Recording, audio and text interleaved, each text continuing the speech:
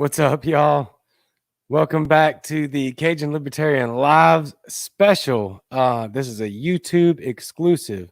I'm your host, the Cajun Libertarian, and tonight we have Nickolas Wildstar coming on, who is running for the governor of California. So, with that being said, let's bring him on. Nick, Hey, what's up, dude? how you doing, my man? Thank you I'm, for having me on. I'm doing well, thank you. Yeah, thank you very much for being here. I know you're very busy right now, so thank you very much. Yeah, it is like a bump and go type of situation when you're running for office because you only know how much time you have to spare for a multitude of things. Not to mention, I have a family, to take care of, a wife and a son. So it's like I said, kind of just touch and go. But I appreciate you again extending the invitation out to me. I was able to carve out some time out of my schedule to talk to you, and you did the same. So I appreciate you for doing so. Yeah, that's awesome, man. Thank you. Thank you. So I gotta ask, what's it like over there in California right now? Good Lord. Well, it's up and down situation, believe it or not, but we got things going in a positive direction because we were able to come together and getting this petition signed to recall our governor of California, Newsom. The people of California came together to make that happen, despite what the media wants to say. They want to paint the people involved as being, right-wing Republican, Trump supporter, white supremacist, whatever. Obviously, I'm not that. I didn't vote for Trump. I'm not a Trump supporter, never was, will be. But I just jumped on the Republican bandwagon. That was more so just to run for my current run for governor of California. So, but as I said, we kind of are getting things together and, holding our government officials accountable. So I'm glad to see that happening. But it's a matter of taking advantage of that situation, now that we were able to be successful in getting that recall petition to happen, which means that we're going to be having a special election here in the next few months to replace our governor. It's who we replace him with is the question. So the last time that we had a recall here in the state, we removed another Democratic governor, since people like to say how, liberal, left-leaning, You're right. communistic Californians can be. Yeah, Shit, we got two Democratic governors. You know what I'm saying? Another blue state do that. But Gray Davis, we got him out of office and ended up replacing him with Arnold Schwarzenegger of all people. Yeah. So, but the one thing about the Republican Party in general is they really don't have a stronghold over the state of California. It's pretty much a Democratic ruled state, so they don't touch it. But the Republican Party here is quite splintered, just as the National Party is right now, between trying to be the party that supports Trump and the party that supports Republican values, the traditional Republicanism. And I think that's where the divide is happening, but that's more so where it starts and ends. The Republican voters of California are pretty different. We're pretty unique, and I'm actually working on a project right now to coin that identity of the California Republicans, Cali Republicans, by getting them mobilized in this special election and hopefully getting someone such as myself elected, because California Republicans pretty much don't care about gender identity and same-sex marriages, or if you want to smoke weed, or if you want to work as a sex worker or any of that stuff. They're very different than how the national media portrays Republicans. They're definitely not that racist. You know what I'm saying? With California being such a melting pot as it is, it's kind of hard for you to be a racist in the state unless you're in a particular area. And then it's more so just about classism, having to do with how much money you got. So that's the Yeah, biggest, I guess, type of prejudice in the state of California, is that it's the battle between the haves and the have-nots. it And feels like everywhere. exactly. And elitists like Gavin Newsom definitely, is um, a personification of that when it Right. comes to the state, and how uh, a, a body can be governed by someone such as that, who can feel like they're above the law, who can say, "Do as I say, not as I do," and think that That's right. they are untouchable. That's But right. we're changing that, because the people of California are again active and taking action. Yeah, well, I thought I was very impressed with your state by starting this recall and very much easily. Or I won't say easily. I know a lot of work was put into it, so don't get me wrong. I don't want to be Oh passive no, about that, no, but it was hard. it It it was went it difficult. it Well, made it there. you got to get about 15%. Hold on, let me see if I can fix that. Yeah, I mean, y'all did All right, y'all. so here we go. Yeah, You have to get about 15% of the previous election, so that was about 1.5 million, signatures that we had to collect, and those are wet signatures. No online petition. You yeah, can't sign online. You have to sign in person. And with this whole pandemic panic and all of the lockdowns that's been happening, has yeah. been, social distancing, all of this other stuff. It's made it very difficult for people to even have that face-to-face That's type of true. interaction. Yeah, But I did everything that I could to contribute to that effort. I actually went out twice a week, every Monday and Saturday, from about 8 a.m. to noon, to sit in front of Walmarts all across the city here in Fresno and throughout the state, actually, yeah. to collect signatures to recall them. I gathered, I believe, nearly 5,000 signatures on my own. So we were able to, thankfully, hit that signature threshold with over 2 million signatures, 2.1 million signatures. Yeah. And I believe about 1.7 million of those qualify. So at this point in time, we're pretty much just waiting for the signature withdrawal period to end, because everybody that signed has about 30 days to withdraw their signature, which I don't think is going to happen. But then Right. after that, this lieutenant governor will declare a special election, and that's when this will be, full, steam ahead. Yeah. Yeah. It's Yeah. Well, going. I mean, yeah, you've already been full steam ahead, but yeah, I Oh know yeah. what you're saying. Yeah, that's the home stretch right there where you're headed is once that happens, which that's obviously going to happen. And so, I'm not super familiar with the way California runs. Are you the Republican candidate? Is that how it works there? No. So, okay, with this special election, you won't have a nominated candidate. That's usually what happens every gubernatorial election, or every presidential election, is whatever candidate that's running for an executive office will be, or any office for that matter, will be nominated by the party as their candidate, and then endorsed Right. once all of the delegates, vote to, endorse that candidate. So that's how I ended up getting the endorsement of the Libertarian Party in 2018. Okay. I am not seeking that endorsement for the Republican Party, however, because, like I said, with the party being I got you. in such a disarray, I'm not seeking to be nominated by the Republican Party. But with the special election, um, no candidate will be elected by the Republican Party. The Right. Democratic Party have already, of course, chosen their candidate by, riding with Newsom. Right. Um, but his seat is up for grabs against any opposition. So most likely that'll be by a Republican candidate. It's just a matter of who that will be. So it's every man for himself, pretty much. In the last special election, there were over 100 candidates on the ballot.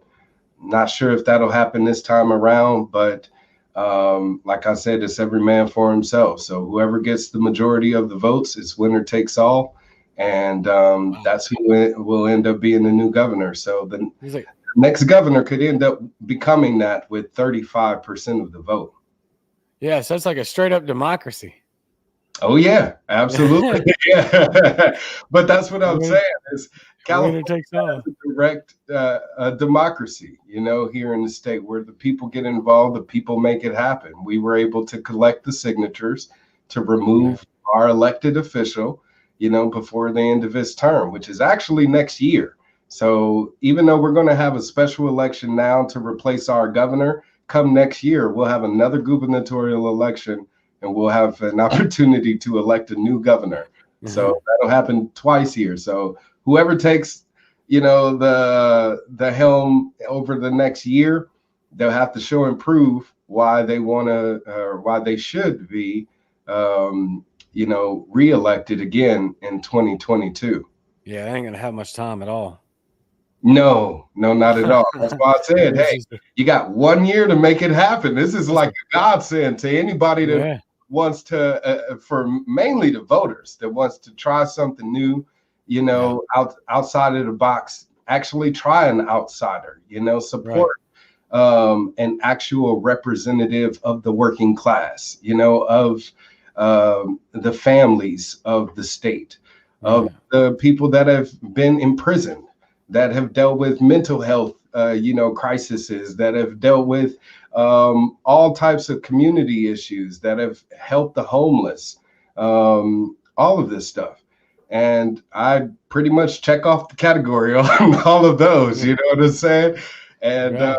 I think if anybody, again, wants to get away from the establishment politicians, the career politicians that continue to, govern the policies of the state, then right now is the perfect opportunity for you to do something new. So that's what I'm offering to the people of California is to say for 1 year, let Wildstar run the show. You'll see that it'll be 10 times better. We'll move up the economic ladder tremendously instead of having a false surplus right now, which is basically based on an amount of extra money that we have received from the federal government. It isn't like the people of California were able to work and generate that amount of extra revenue. Right. So the surplus is false.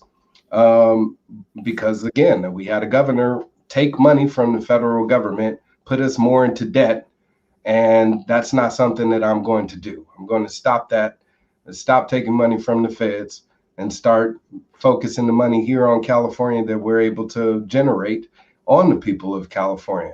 California first.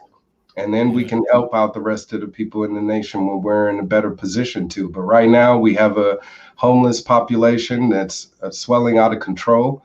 We have families and businesses that need to be able to keep a roof over their heads, and food on their tables, and homeowners who are put in a catch-22 position also, because if they have tenants that haven't been able to pay unpaid rent, but they're still having to be forced to pay property taxes, and taxes on the home, then that's not putting them in a better economical situation as well. So I want to Right. make sure that I'm providing relief to all of the people of California, not just a specific few.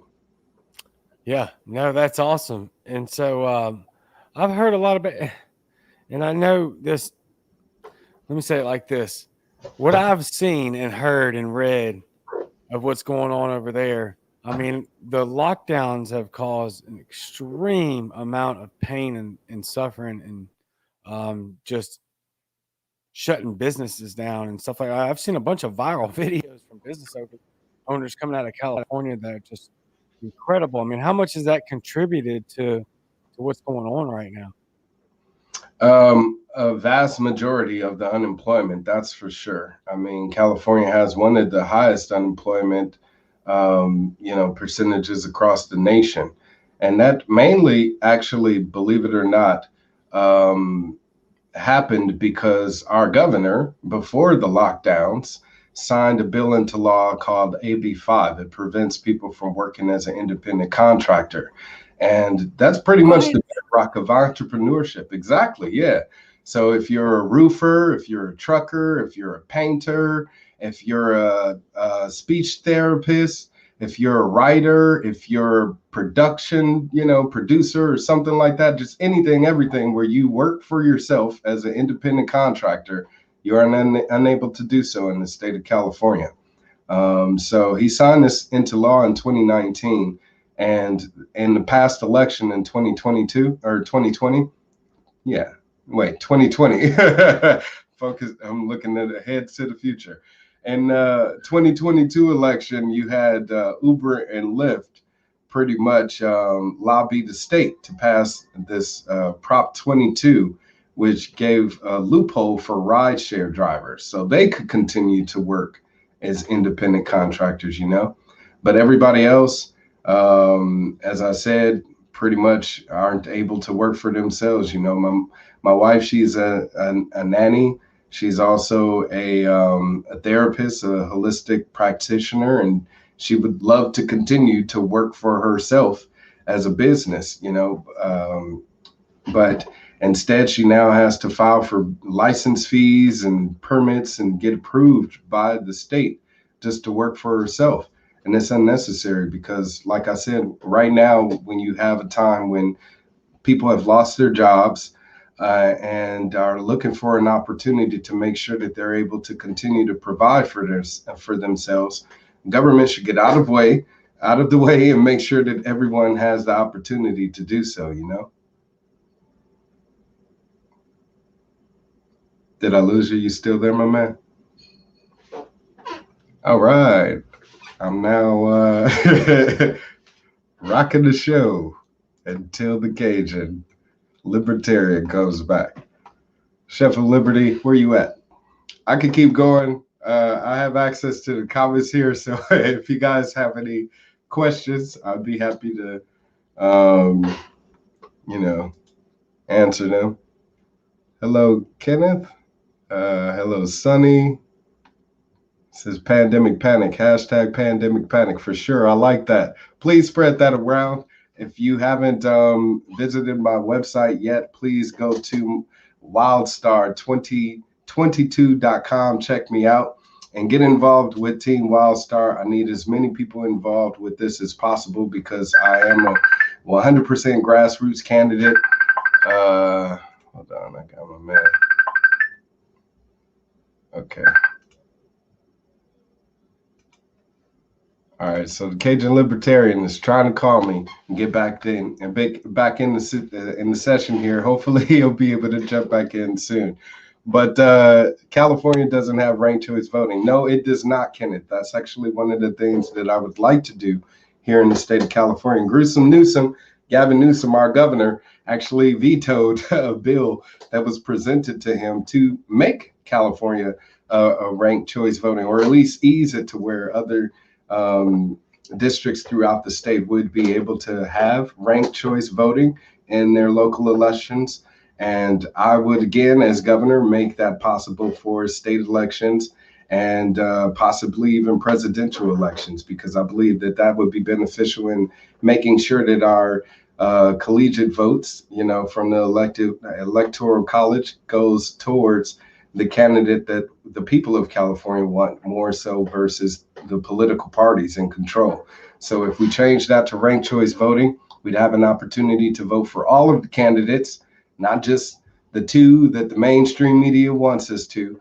We'll be able to vote for all candidates. Hey, welcome back.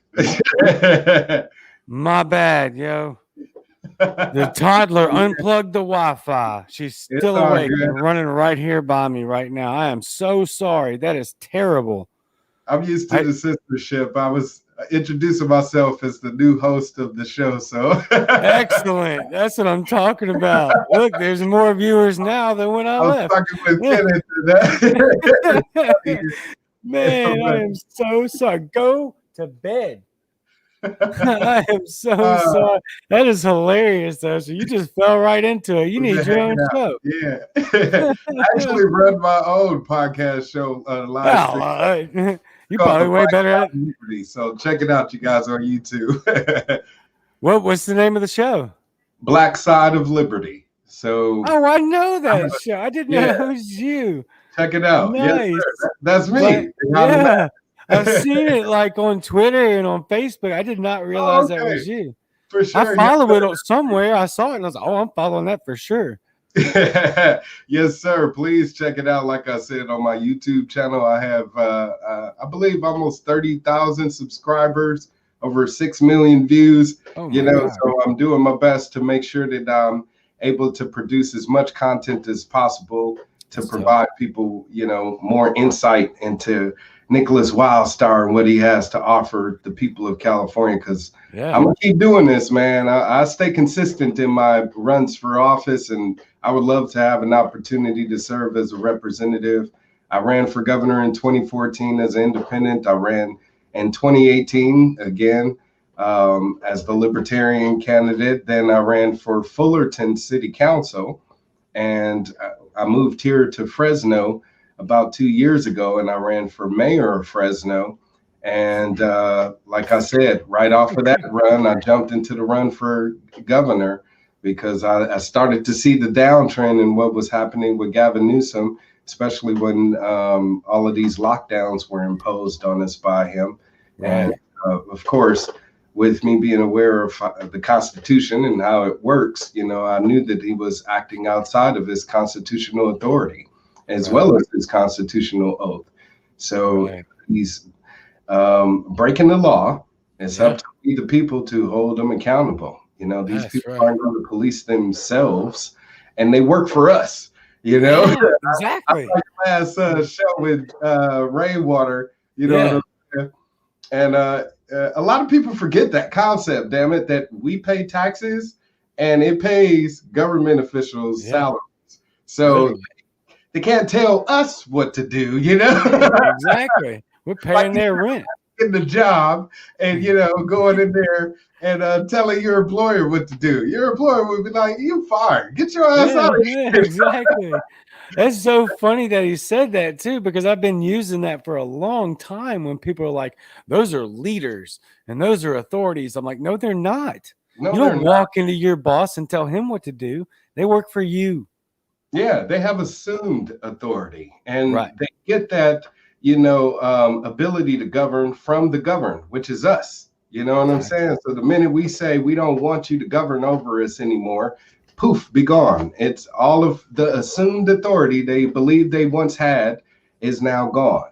And that's why we have election cycles, is because if we don't like the person that we're putting into power, to deal with public services. That's mainly what government's job is. Is to deal with societal issues that we don't want to deal with because, we're too busy going to work or school or, providing for our families, etc. So when it comes to keeping the neighborhood clean, keeping the parks clean, keeping our roads up, making sure that we have adequate protection services and fire services and healthcare services, etc. We're letting the government do all of that. Right. Are they supposed to do that? No. There's nothing in the Constitution that says they're supposed to. No. But we're letting them deal with these, services. I did a conference earlier with some high school students, and I was telling them, police departments are not government agencies. A lot of people forget that too. They don't work for the government, they are hired. They're private companies, private people, private services providing a public service.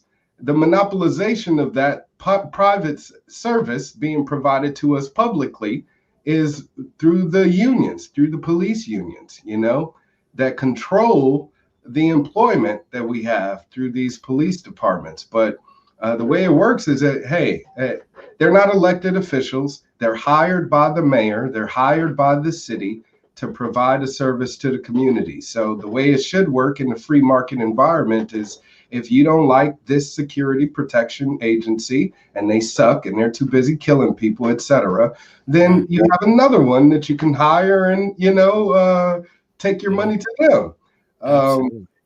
But because, again, the monopolization and the control that the unions have with this private public partnership with government officials, it creates a special interest.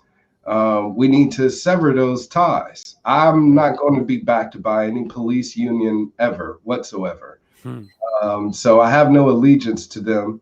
And that's why once I'm elected governor, I will be making sure that they are abiding by the Constitution. If they don't, then that's when I will be making sure the elected officials do act on their oath. And the lawful ones to do so are the sheriff departments.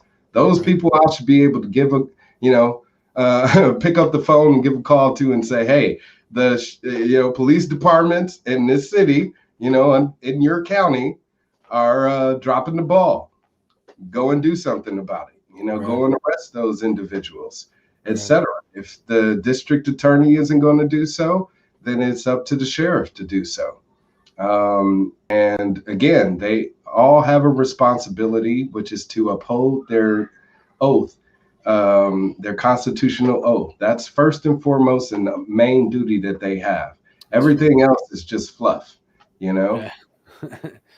Right. Yeah. I mean, I love that because, that can really go a long way with talking about fulfilling their oath and upholding their constitution, as far as like even just to the minorest of the smallest of traffic laws, that are just, they smother us. It's just, you can't even breathe. And what people think are laws aren't even laws. They're statutes. They're not laws at all. They're penal codes. They're traffic codes. They're health codes. Codes are not laws. They're created by the law system so they can continue to police us and convert our natural rights as human beings into a way to make money, pretty much. Exactly. You have the natural right to travel. And it's sad that this basic concept still needs to be explained to people so they understand it. You, as a human being, have the God-given right, the inalienable right, the natural right, the human right to move from one place to another. Right. Nobody should be able to restrict that in no way, shape, or form, unless you're entering private property. That's when, but since we're here in a public space, this land that we share, our country or our state or our city, if you want to break it down to the local level, then the only people that has power over that are we, the people, each other.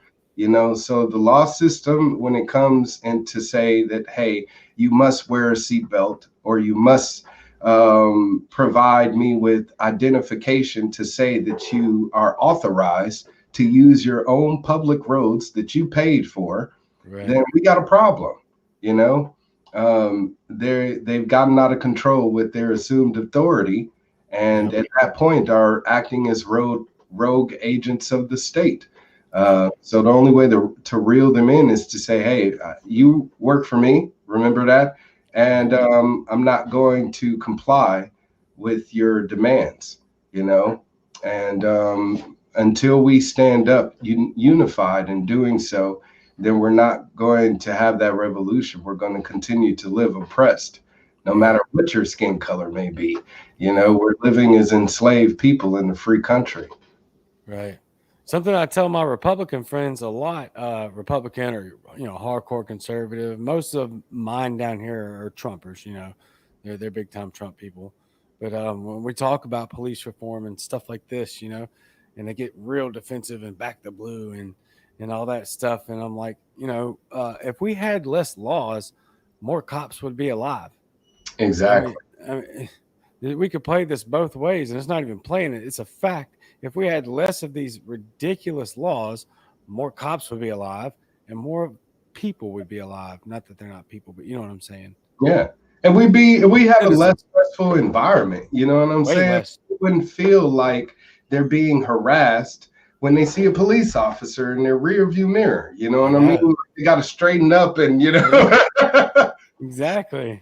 As if they're not doing anything wrong when they not doing anything wrong. Yeah. You know what I'm saying? Oh yeah. Oh yeah. It don't matter if you're wrong or you're perfectly right and everything's fine. You see that car pull up behind you and you get Right. nervous. Stress level hit the roof, you know? Dude, cholesterol out there. Exactly. Yeah.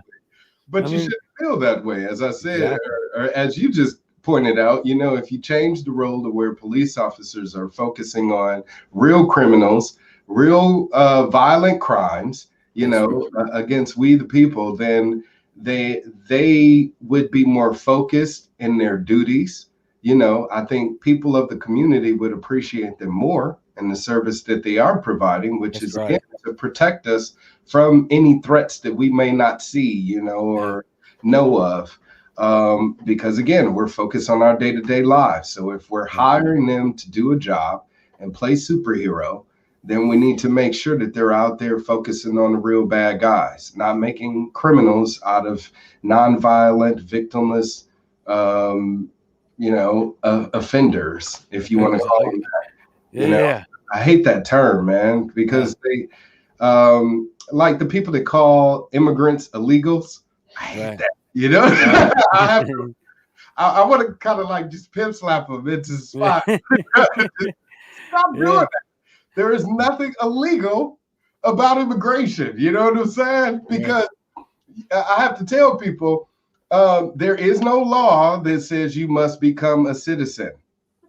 Therefore, any person that's here, you know, that's exercising their right to travel, you know, they have the right to be here. And if they want to become a citizen, if they choose to do so, then it's a privilege that's extended to them, you know, to where now, if you do become a citizen, now you can take advantage of the benefits that citizens get to enjoy. But again, as people that are exercising their right to travel, you know, they want to come here for jobs or, you know, to visit family or whatever the case may be. This is supposed to be the land of the free, and we should be standing on that principle of liberty and justice for all, period. Right. So to again say that anyone here that's an immigrant because they're choosing not to become a citizen is illegal is an inaccurate description. It's stupid if you do your homework and learn the technicalities, which is, again, there is no mandate, no requirement for people to become a citizen. So stop doing that, people out there watching, if you It, do ch- that. it changes the language completely, which falls right in the line with what I've been talking about in these past few episodes about how twisted our language is in this country right now Yes. and how more manipulated it's becoming and polluted with just garbage uh, just manipulation. It's not truthful. It's deceitful what these politicians, how they talk all the time. I said something about CDC. I mean, they said they relaxed guidelines and stuff like that, but the way they worded it made it sound like they were the authority. And I'm like, that's trash. Yeah, exactly. It's all psychological, man. And people need to realize that the wordplay that's happening right now, it's to spellbound us, you Yes, know, exactly. with these words. If people only knew the power behind the use of language in general, then they would realize the bigger picture of kind of what's happening here. So it's sad that the architects of our society are aware of this, and they chose their language very wisely, you know. Um, so even now, when it comes to descriptions of our freedoms, you choosing not to wear a mask doesn't make you an anti-masker. Right. You choosing not to be vaccinated does not make you an anti-vaxxer. You That's know what right. I'm saying? Yeah. I choose not to be vaccinated. I don't Right. want to be. Yeah. If you want to Same be, here. more power to you, you know? Right. Exactly. Yeah, exactly. I'm anti-vaccination for me, you know, Right. obviously, because it's Right. my own personal choice. But there's also anti-crack. I don't do That's great. I'm anti-fructose corn syrup. Shit, there's a lot of things that I don't want in my body Right. that just because I'm exercising my freedom of choice shouldn't make me anti anything, Right. or be labeled as such by the media, or even more so by government officials who should be, again, protecting our right to freedom, our right to choose, our individuality as Americans, So if we have our human rights that come first and foremost, these elected officials, these public representatives have failed at doing their job, the basic functionality of their job. And that's, again, to protect our rights as an individual. Yeah, Excuse absolutely. You're good. me. Yeah.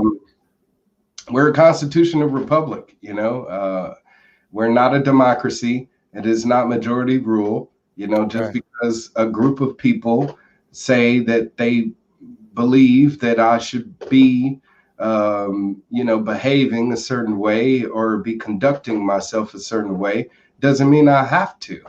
I have Right. to choose to, you know.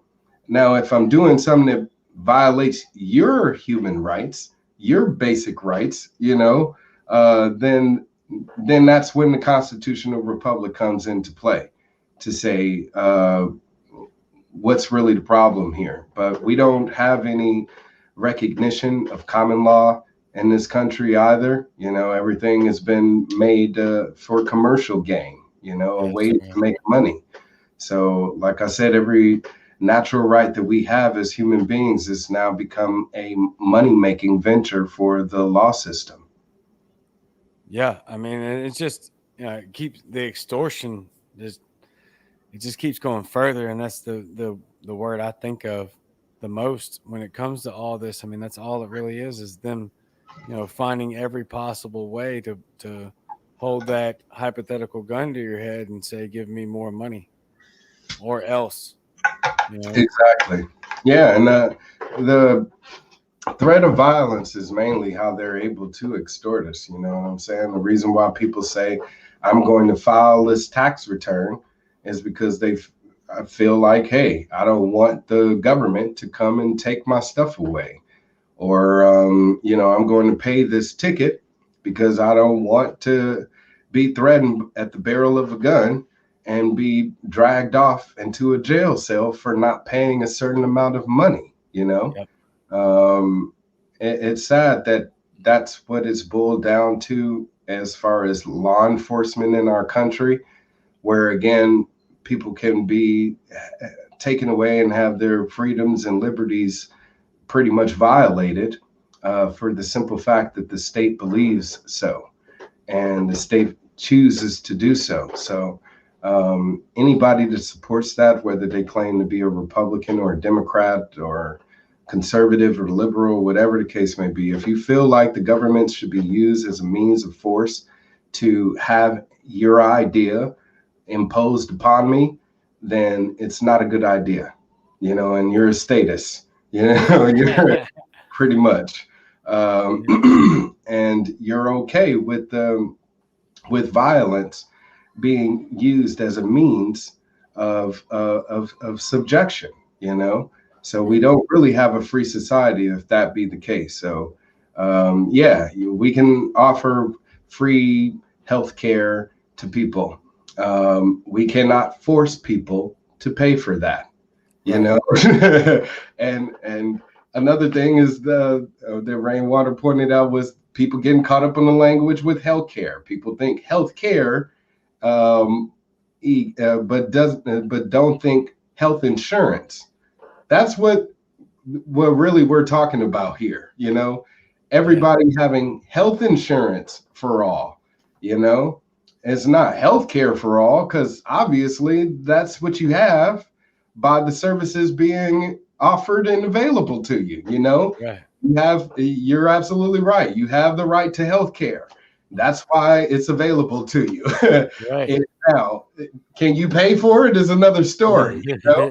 And Rainwater pointed out a great example by saying, hey, with a free market solution to open it up, deregulate it, Yeah. you will have healthcare facilities that offer, prepaid healthcare services. Pay us $100 a month, or something like that, $50 a month.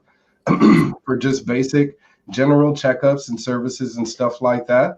And, people don't have to rely on insurance to go to the doctor, you Right. know, Exactly. and the doctor doesn't have to rely on insurance to provide services to people. That's another deterrent is, people will get turned away by a medical professional because they're being told that, hey, your healthcare doesn't cover it. So my hands are tied with regards to coming, to helping you. And that's just absurd. They have a Hippocratic oath to uphold, and that should come first and foremost before if someone is able to afford help or not. You Yeah. know, so it's just sad that as a race of human beings, human in the colors, different colors that we are, humans, um, we've gotten so far away and dissociated from who we are, just the elemental beings that we are, to care for each other, to be communal, to be societal, to care for one another. You know, Right. we have a natural responsibility to do these things. Money shouldn't be the motivating factor for that. And it's not the motivating factor for me to run for office, which is why I let people know, hey, I got to earn a living, and make sure Yeah. I'm able to take care of my family. But I'll do the job for governor for, a lot less than what the current governor is getting paid now. So if you Yeah. want to save money off the bat with just by hiring a better representative, you can do that with Wildstar for governor. I saw somebody here says, how can you donate to my campaign? Yeah. Yeah. I saw that too. Wildstar2022.com. Just click on that donate button, please. Every contribution goes to my campaign. These are old t-shirts from my 2018 campaign, as you can see, but I would love to make new ones for my 2022 campaign. So if you would like to make a contribution, please, right there, visit my campaign website, wildstar2022.com. Click on the donate tab and make a contribution today, or fill out a pledge card, because every volunteer is people that are taking time out of their schedule to help with this. And a lot of people take volunteerism, for granted. I've been a volunteer and activist for over a decade, man. And a volunteer is somebody that does work for free. First part, work. Hard work too. Shit. Yeah, a lot of it. There every Monday and Saturday, sitting at that table collecting signatures, speaking to thousands of people, breaking out of that comfort zone, getting insulted, getting in arguments with people, convincing them about why they should sign. There's a certain amount of chemistry that's needed there for you to even do that. Go out there and feeding the homeless, providing them, with essentials and clothes and all of that stuff, going out there and cleaning up your neighborhood, picking up the trash.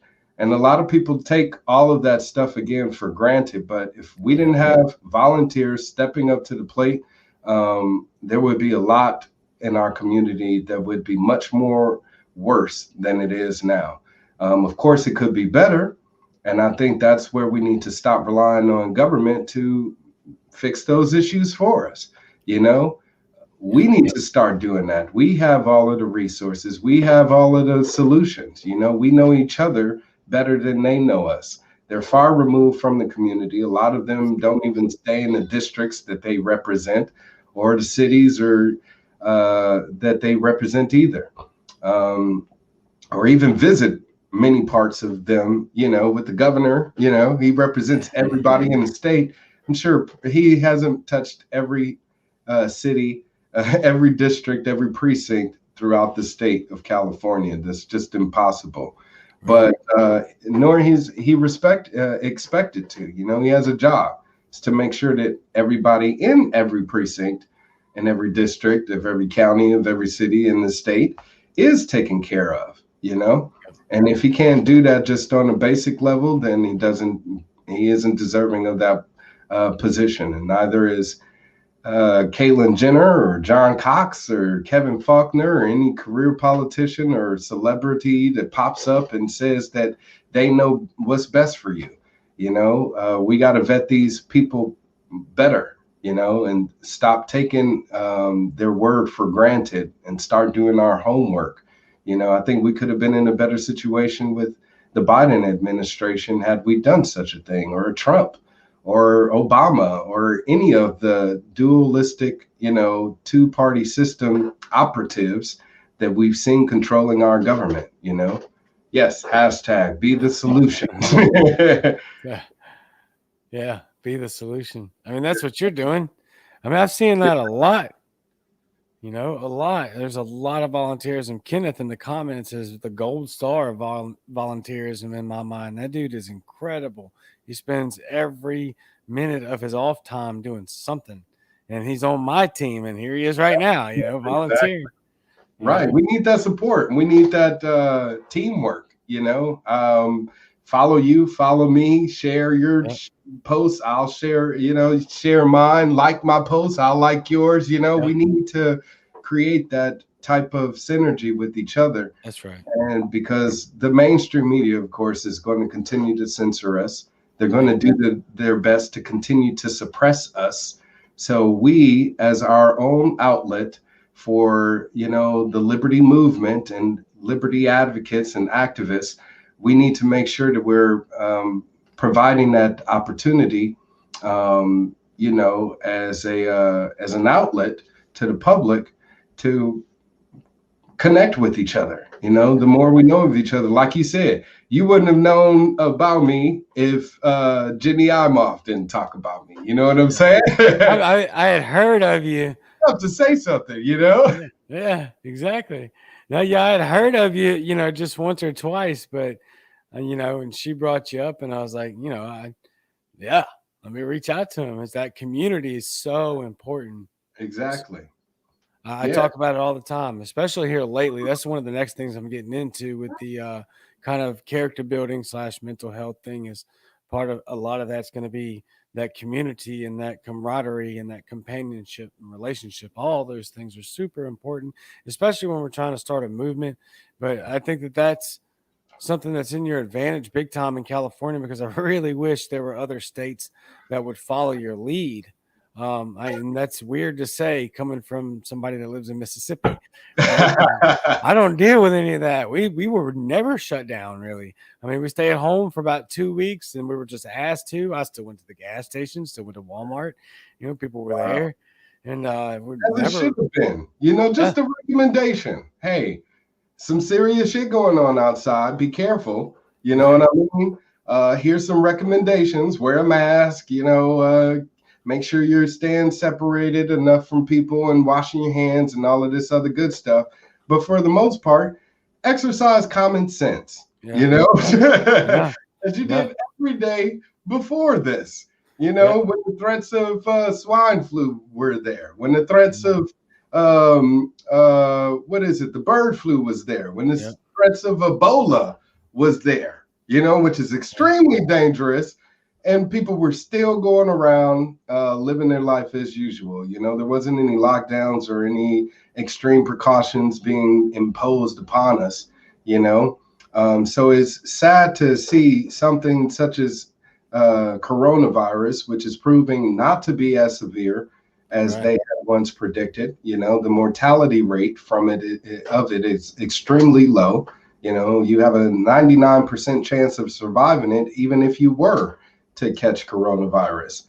So these are just the facts of the matter. As much as people want to think it's debatable or everything else surrounding it, mass vaccines, whatever, just looking at the sheer numbers here, people, it's not as much of a threat as they've said it was. People are not dropping like flies in the street. So because of that, again, we should be exercising some common sense. We should have had elected officials that, exampled some or were examples of bravery and strength in a time when it was most needed, instead of buckling under pressure and acting as fear mongers, as they always do, is take advantage of a crisis and use it to restrict our liberties and freedoms even more. So we saw that happen with Gavin Newsom. You know, we were one of the first states to impose some of the nation's most strictest lockdown precautions, and we were one of the states to have still have them even now. You know, the supposed date, I guess, where we're going to reopen is June 15th. I heard that. It's still yet to say what's going to happen with schools, because schools are still many of the schools throughout the state are still shut down. So that's having a effect on our children, you know, as well as taxpayers. Of course, we've been paying taxes this entire time, and we're not able to utilize public services like education. You know, we're paying for the public education system, yet we're not able to send our kids to school. So what's the point of it? We're not getting any rebate of that money spent. And as I said, the money right now is being redistributed by Gavin Newsom to help out other people, particular people that are on unemployment. He's giving out stimulus checks to those people, but what about the essential workers that have been working this entire time? What about everybody else? Like I said, the people that have paid property taxes, or the average taxpayer for paying taxes towards our educational system, and you know, the parents that haven't been able to send their kids to school but have had to take time off of work to homeschool their children. You know, all of these nuances haven't been answered by the governor, and he's basically just kind of doing this free-for-all right now by saying he's going to provide relief for utilities and back pay for rent and even paid parking tickets now. Yeah. So I mean, I heard the dude is literally trying to buy people off. Yes. How is this legal? Hey, I'll even forgive your parking tickets from 2015 to 2021. So even before this lockdown happened, he's willing to forgive, parking tickets. And it's like, man, if you doing all of that now when you're facing a recall, why the hell didn't you do that a year ago? Why didn't you do that as soon as you took office, like I would have done, or what I will do once elected governor? You know what I'm saying? Because none of that should exist. And apparently the government can operate without all of that money to where they can, obviously, exactly. So forgive it all for everyone, not just low income people, not just people that are receiving unemployment, because some people aren't in the state. I'm one of those people, so I'm not going to get a stimulus check. What about me? Wow. And I'm out here doing the best that I can to provide a service for the community and provide an alternative to the type of leadership that we've been seeing by our public representatives, such as Gavin Newsom. So I'm going to be that outsider that holds our elected officials accountable, since, again, my allegiance is to the people of California. Those are the people that I will be responding to, not the special interest groups, not big banks, not Wall Street, not big pharma, not big unions, none of those people. So please check out my website, get involved in the Wildstar revolution here in California. When is the elections? In November, right? Most likely, yeah. For the special election, it'll be sometime this fall, probably November.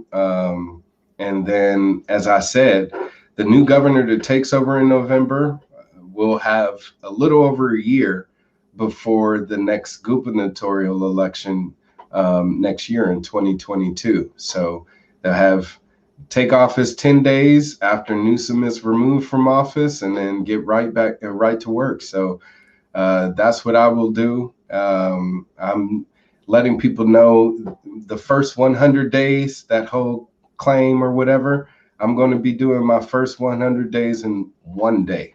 My first day in office, I will be making California a constitutional carry state.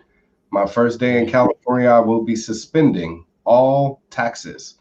That will be property tax, income tax, sales tax. That'll be capital gains tax, luxury tax, every damn tax and the state of California will be suspended for 1 year. You That's know, incredible. I'm going to get rid of the Police Bill of Rights and qualified immunity, and I'm going to require that police officers carry their own insurance in order to be on the police force. That will Nice. be an immediate requirement. And you will see in the first year of me being in office, the amount of police officer involved shootings are going to drop significantly. They Yeah. probably will be next to non-existent, Right. Exactly. you know, and that's going to help all the good cops. You know, if you're a good cop, that's going to make you stand out even better. You And that's know, 99% of them, right? exactly, So 99% of them. Let's get rid of the bad weed cops. You know, weed them out. weed them out, exactly. And this will make it even easier for us to do so. You know, help those good cops that actually are whistleblowers that are going to That's report right. uses of authority by these police officers. You know, That's right. um, they shouldn't have to go to internal affairs to do that. You go to your police captain, you report it, and they should be disciplined. You know, we the people, we should be able to file a police report and it be responded to immediately. It shouldn't be months, years later, and it shouldn't be ignored completely like it's happened throughout the state. So these are immediate changes that I'll be making to the state of California. And as I said, I'll be doing it all on day one. We also need to make a shift to energy independence here in the state of California. You know, I'm the survivalist candidate. You know, I want to make sure we have water. I want to make sure we have food. I want to make sure we have power, you know, a roof over our head and not have to worry about footing the bill for it. You know, we can do that immediately, quickly with me as governor within the first year. So we can, you know, not be dependent on the government or some of these you know, businesses that exist like PG&E and SoCal Edison. They're the two large energy providers here in the state, and they've been completely unreliable. You know, we've had rolling blackouts. They've had equipment malfunctions that have started some of these wildfires here in California. So Whoa. they've been completely negligent. Exactly. Yeah, they've been found liable for some of these fires, and that have led to, you know, people's deaths, hundreds of people's deaths, you know, tens of millions, hundreds of millions of dollars in damages, and no heads are rolling. Nobody's in jail, you know, no criminal charges, none of that. So I'll be acting on that immediately. You know, I'm looking at the state of Texas, what happened with their power grid, what's happening right now with the Colonial Pipeline and you know, access to gas. You know, we want to fortify the state of California, make sure that the people here are able to have access to resources, food. We need food to live, people.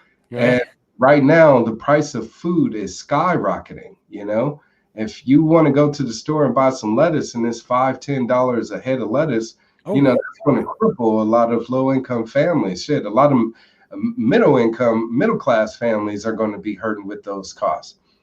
So if we want to make sure that the cost of living doesn't get even more unaffordable than it already is here in the state of California, then we need somebody such as myself in office to take immediate action. That's awesome. I mean, you got an extraordinarily ambitious day one. That's for Oh, sure. yeah. Your game plan doesn't sound Republican at all. And so, but then again, you did. You did, to give you credit, you did specify that this is California Republicans now. Exactly. Yes, sir. This is not. California Republican. Right. Apparently there is a difference. So Indeed. yeah, Yes, sir. And I've spoken with a lot of Republicans that support my platform, that support me as a candidate, you know, even with me being more of a libertarian leaning, you know, Republican. And a lot of Californians are libertarian leaning. In our 2022 election, they pretty much voted against every tax increase across the board, you know, and whether they disguised it as, you know, trying to make schools better or the roads better or whatever the case, the people of California, majority Democrats, said no. They also voted to restore voting rights for felons here in the state of California. And like I said, they also voted hands down to allow rideshare workers to get back to work. A bill that was passed by Democrats. You know, they passed the AB5 law to prevent them from working as independent contractors. And the Democratic voters of California said, no, let's at least give a loophole to rideshare drivers with Prop 22. Well, Newsom should have vetoed that bill to begin with. So that wouldn't have been necessary, which is what I will be doing again on day one, vetoing and notifying that AB5 bill so people can get back to work as an independent contractor, you know? I mean, that's crazy to me. I've never heard that before. I can't believe I haven't heard that. That is brutally dictatorial right there. What are you talking about? People can't be independent contractors. That's crazy to me. Yeah. A lot of these policies, believe it or not, are being considered by the Biden administration to be, you know, implemented on a federal level. So they can become national law, possibly.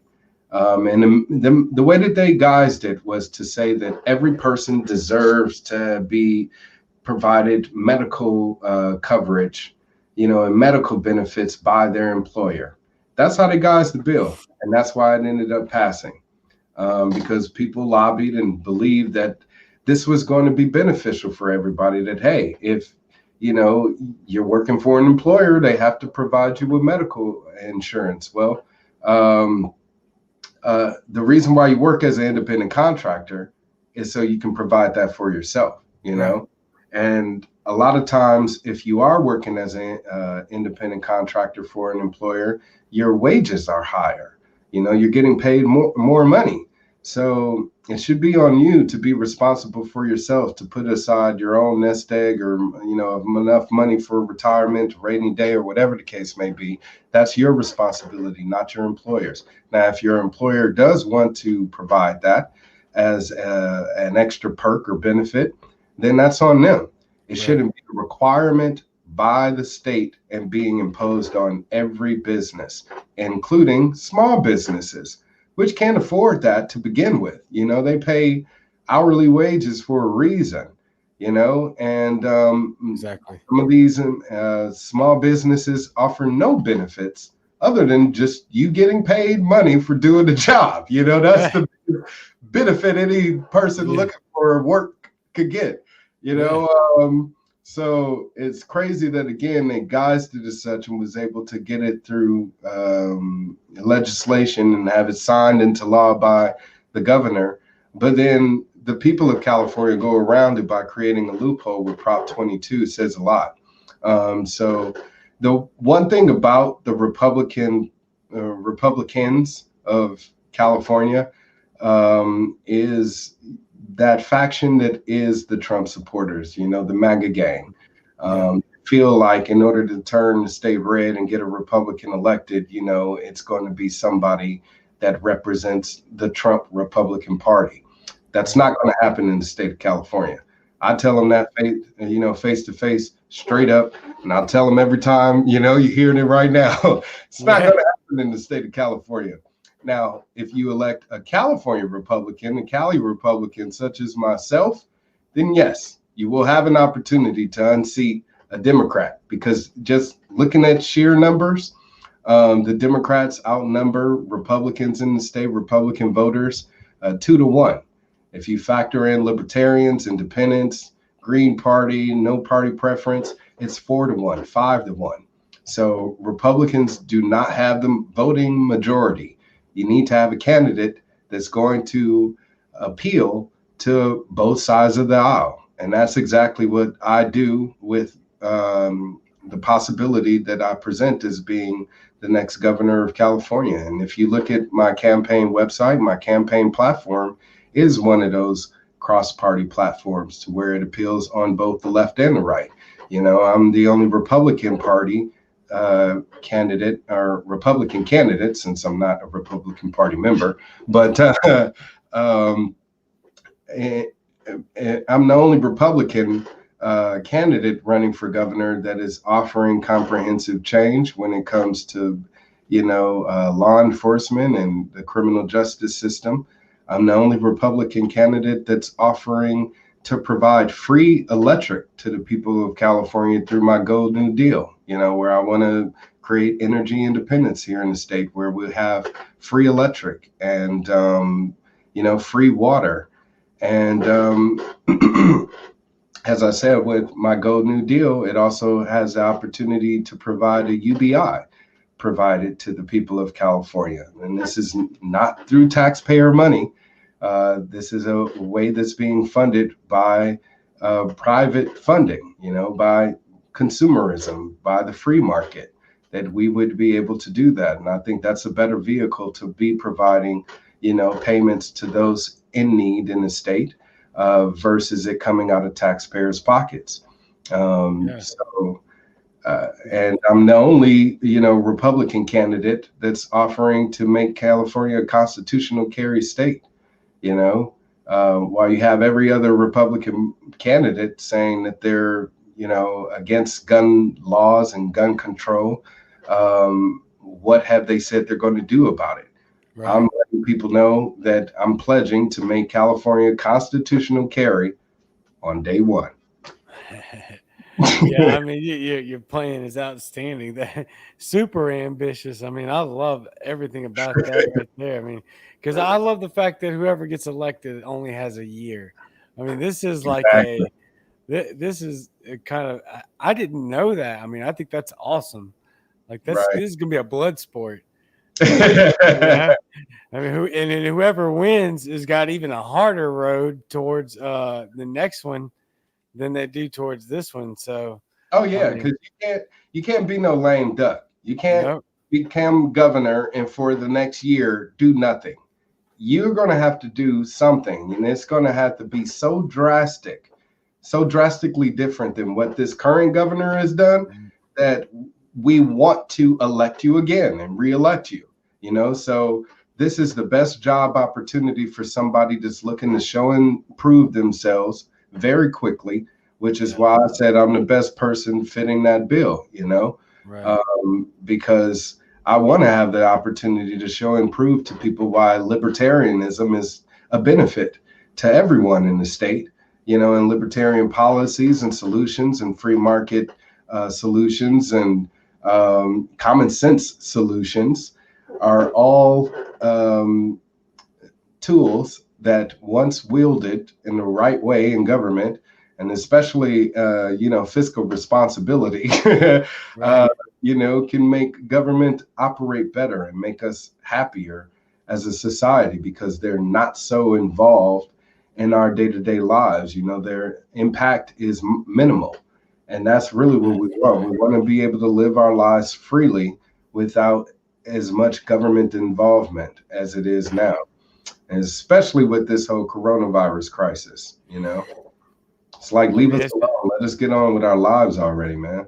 Yeah. I mean, it's crazy to me to hear what's going on over there because it's been I haven't worn a mask in months. Half of that was me. The mask stuff was still going on. I'm just like, I'm not playing a game no more. Right. I know where I'm at. You know what I mean? Man, You're not saying nothing to me. Going on for over a year. I haven't done nothing much. You know what I'm saying? I've been going outside ever since they told us not to. I've been seeing people from multiple homes, like they told us not to. I've been not wearing my mask when they told us not to, or when they told us to. Yeah. And it's crazy because they want to base it on science. They say just follow the science, trust the science, all this science jargon. Well, Gruesome Newsom here, about 2 months ago or so, said we were going to reopen the state in June, and they asked him specifically, what about masks? And he said, no, the mask, precaution will still stay in place. People will still need to wear their mask. Fast forward to about a week or so ago, maybe a couple of days, he did a news conference and they asked him about June 15th again. And he said, oh, well, the masks are coming off. You won't need to wear masks come June 15th. Well, what happened to the science? Did the number of cases change, between last then and then? You got the CDC, 1 week saying wear 2 masks, and then the next week saying, okay, now you don't have to wear a mask if you're vaccinated, And this whole only if you're vaccinated thing causes an issue because What about those people that are outside that aren't vaccinated? You know, are police going to go around now asking people for their vaccination identification cards? And if not, you know, if they don't present it, arrest those individuals and treat them like criminals simply because they choose to exercise their right to live, you know? So, as the story has unfolded here between us tonight, sounds like depends on where you live. I don't have much fear of that. Y'all might need a little bit. Yeah, you're right. You're absolutely right. Yeah, for the people of California. That's why we're talking to the people of California. And I guess all of those people in between that may still be dealing with tyrannical behaviors. But yeah, in freer places like where you are, you know, thank God they still exist in America. Yeah, absolutely. People like me in California, some hope, you know? Right. Yeah, I think a lot of it's like that. I don't think it's as 50-50 as people are giving it credit for. I think it more than not, they're more like my situation. I think your situation, New York, Michigan, y'all got the worst three governors maybe in the history of the world. Where they're all competing for Considering. that limelight, you know what I'm saying? They want to take over the spotlight to get crowned the leader and of the Democratic Party and a front runner for presidential hopeful. I know for sure that's why he's doing everything, is because he has aspirations and his eyes on the White House. He ain't never gonna make it. I hope not. You know, yeah, I mean, we've been able to, you know, change his reputation and tamper that a bit with this recall, and we'll be able to derail it completely once we're able to get him out of office, you know. But until then, he still has an opportunity to possibly again be propped up as a leader of the Democratic Party and someone that they want to see in office as president. And the political parties are the ones choosing these candidates. We, the people, aren't, because we're not involved in that selection process, you know? Right. So that's what I'm actually doing with my campaign, is I'm doing my best to encourage people on the neighborhood level to get involved in the precinct and the precinct project, precinct takeover. Because with these major two parties, they only require that in order for you to go to any of their precinct meetings, that you be a registered party, or that you be a registered voter for their party. So in this Democratic majority ruled state, if you want to create any type of opposition to them using a Republican Party as a vehicle, you simply just register as a Republican. Now you can go to their precinct meetings. Now you can vet all of the candidates that are running for office. Now you can act as a delegate to nominate those candidates that are going to be promoted by the party and receive funding, etc.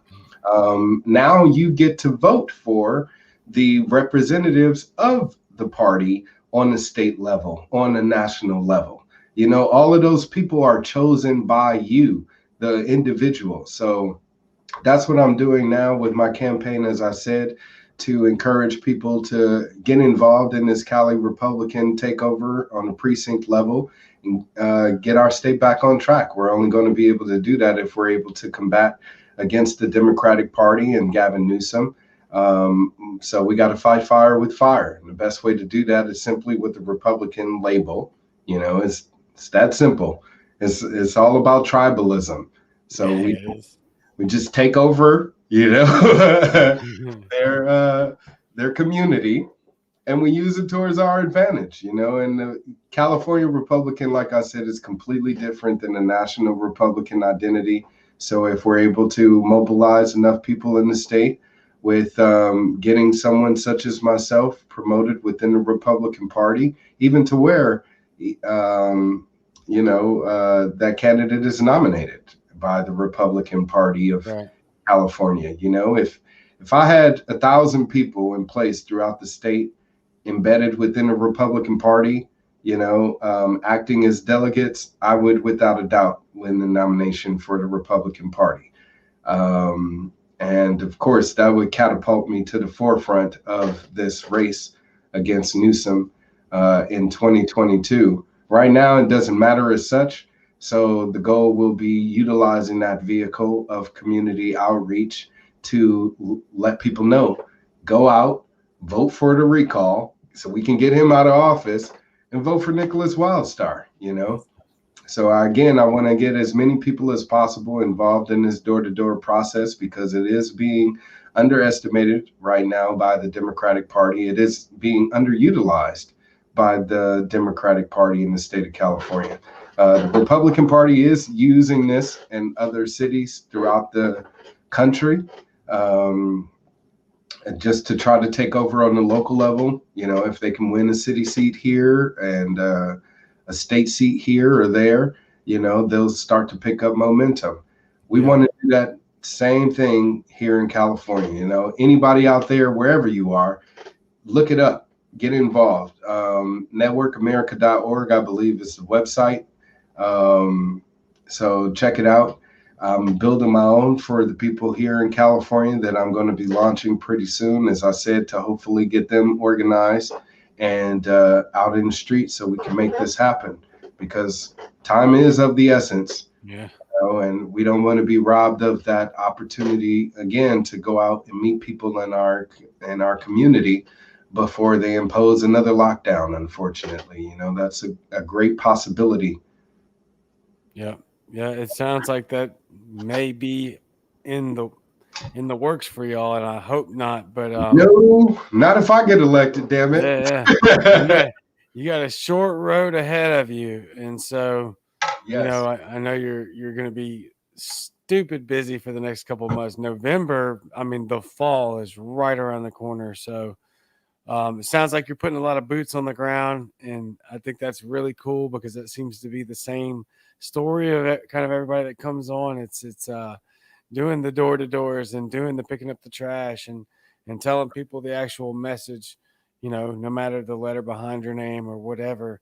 I think all of Cali's going to be able to unify against Newsom.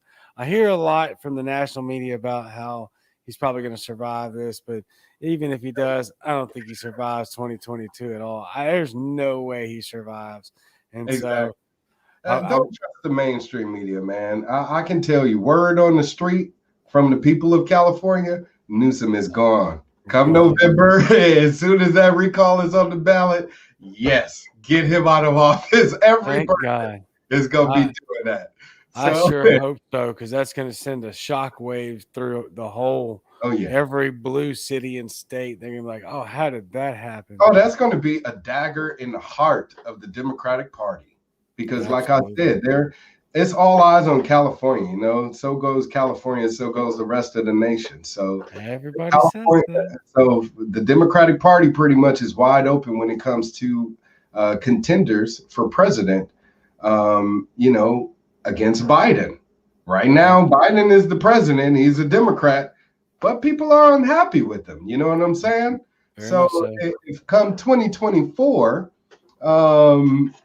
people say, hey, we want to get rid of him. Trump, and nobody's jumping on the Trump bandwagon again, you know.